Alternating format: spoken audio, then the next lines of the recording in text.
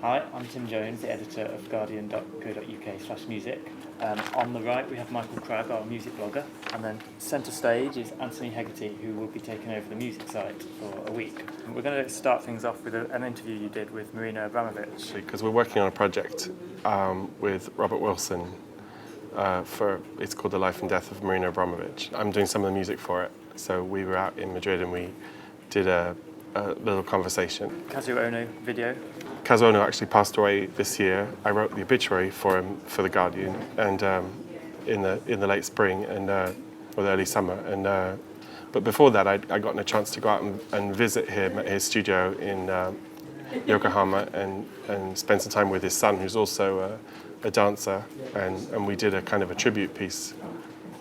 We did a performance in Tokyo, a tribute to Kazuo. And actually in New York at the end of the month, I'm doing a concert with the St. Luke's Symphony where we're showing a feature-length film that they called the Mrs. O's Book of the Dead, which they're showing in its entirety during the course of the concert. Now we've got an ambitious plan for a phone call between you and Björk.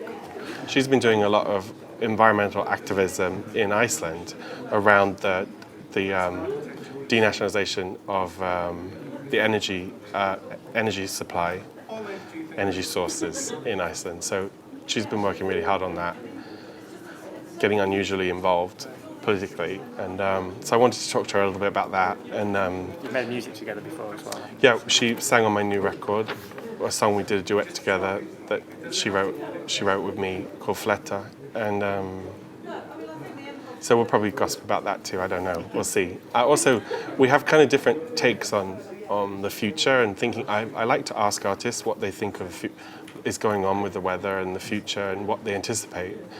And I've had a lot of really interesting conversations with Björk about that, and we come from very different perspectives on it. So I was curious to talk about it some more with her. You came up with the idea to do a project where we go out and basically ask people how the weather's changed. I can't wait to do that project. I'm really excited about it.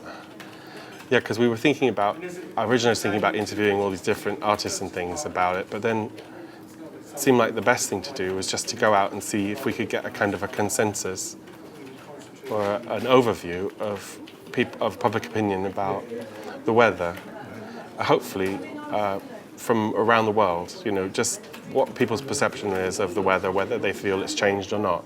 So we've also got the video, the Clay Woman tribute to Christopher Hitchens. Can you just tell us a bit more about? Well, Christopher Hitchens has a huge fan club in downtown New York. We're all pretty much obsessed with him. I mean, he really is a truth speaker. He really gets to the point, especially in calling out some of the nastier elements in the American cultural and political climate. And I have a very dear friend who's been a friend of mine since we were in college. And he does a performance. His name is Michael Cavadias, and he does a performance as Clay Woman, who's I think 100 million year old woman from another planet, from another dimension. And she's been a voice of reason and wisdom for me since I was about 20.